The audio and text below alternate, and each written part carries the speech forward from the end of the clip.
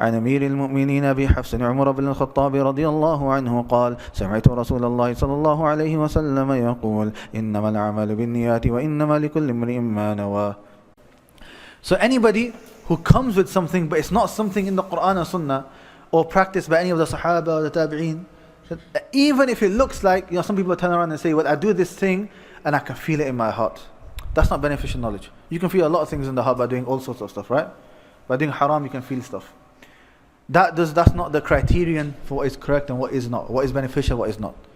The Prophet said, I have left for you two things, you will never go astray as long as you cling on to both of them: the book of Allah and my Sunnah. Narrated by Al-Hakim. So that's the foundation. So that's the first part. The second part, it has to have the correct effect. So you could memorize the Quran and memorize the Sunnah. Like a lot of people do, right? Quran, Sunnah, Quran, Sunnah, Quran, Sunnah, mashallah. But then they don't have the second half, which is the benefit of the Quran and Sunnah. The more you learn, the more fear of Allah subhanahu wa ta'ala you should have. The more love of Allah subhanahu wa ta'ala you should have. So you ask yourself this question: the more I learn, am I getting closer to Allah or not? If you're not getting closer to Allah, then there's a problem somewhere.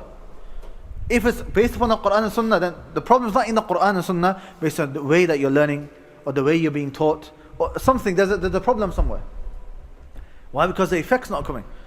There can't be, without a doubt, 100%, there's no mistake in the Quran and Sunnah. We all agree upon that. So the mistake has to be somewhere else if the outcome is not coming.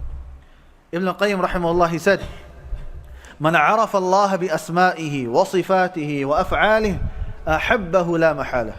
Whoever knows Allah, learns about Allah, His names, His attributes, His actions, he will love Allah, and there's no doubt in that.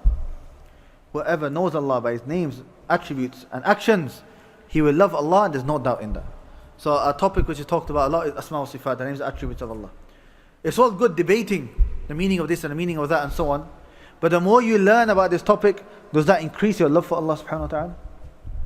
Some of the scholars said, مَنْ كَانَ لِلَّهِ وَبِاللَّهِ أَعْرَفْ كَانَ مِنْهُ أَخْوَفْ وَلِعِبَادَتِهِ أَطْلَبْ وَعَنْ مَعْصِيَتِهِ أَبْعَدْ. Whoever has more knowledge of Allah, he has more fear of Allah. And he's more eager to worship Allah, and he's further away from the disobedience of Allah. Right? The more knowledge that you have, it has to have that effect. Allah says, قُلْ هَلْ يَسْتَوِي الَّذِينَ يَعْلَمُونَ وَالَّذِينَ لَا يَعْلَمُونَ. Is the one that knows and the one that doesn't know, are they the same? They're not the same. The one that knows has to be different in terms of the effect that he has upon him and upon his actions. So the correct outcome has to come with that knowledge for it to be beneficial. From fearing Allah, from acting upon it. The more you learn, you should be the one in the first saf and not in the last saf. If you have knowledge, because you know the virtue of the first saf, you've memorized all that hadith. إن الله إن الملائكة يصلون على الصف المقدم.